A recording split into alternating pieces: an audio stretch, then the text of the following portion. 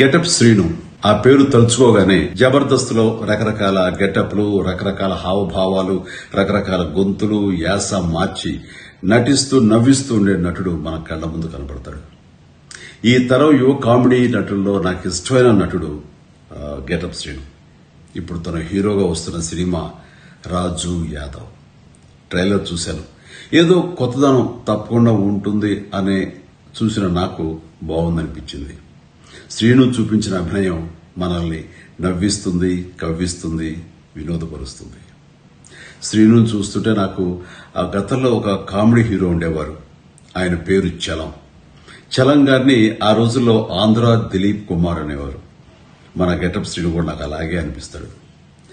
తన టాలెంట్ కి హద్దులు, లిమిటేషన్స్ లేవని తను నిరూపిస్తుంటాడు. అలాగే నాకు అనిపిస్తుంటుంది. ఇది నిజం.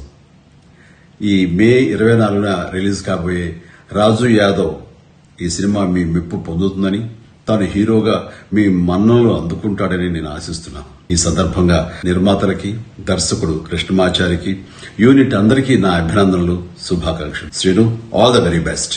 God bless.